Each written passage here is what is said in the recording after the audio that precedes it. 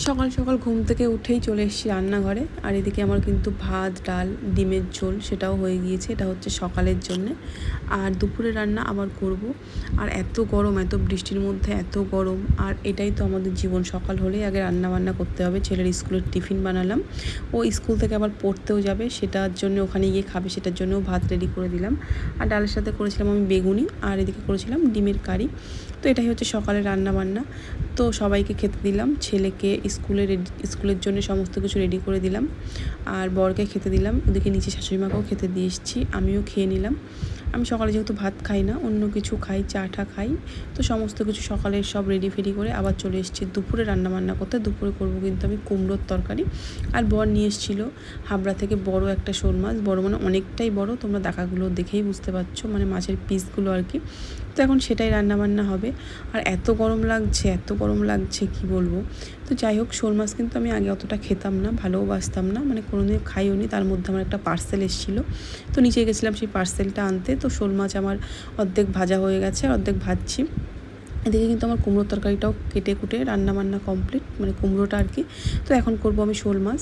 আর যেটা বলছিলাম, শোল মাছটা কিন্তু অতটা আমি ভালো খেতাম না, মানে কোনোদিনও খাইনি বাপের বাড়িতে, শ্বশুর বাড়িতে এসেও খেতাম না। তো আমার বর খুব ভালো খায়, তো রান্না করতে করতে একদিন একটু টেস্ট করেছিলাম, তো ভালোই লেগেছিলো। তারপর থেকে এখন শোল মাছটা ভালোই লাগে, আমি খাই। তো বর এসে আমাকে বলছে আমার রান্না কত দূর। ও দুপুরে চলে এসছে উপরে, তো তখন প্রায় 1:30 পৌনে 2 বাজে। তো আমার তো অনেক কাজ বাজ এখনও করা কমপ্লিট হয়নি। আর এদিকে ফ্রিজে একটা আমও ছিল, সেই আমটা টক করবো বলে বসিয়ে দিয়েছি। এদিকে দুপুরের ভাতটাও আমার কমপ্লিট।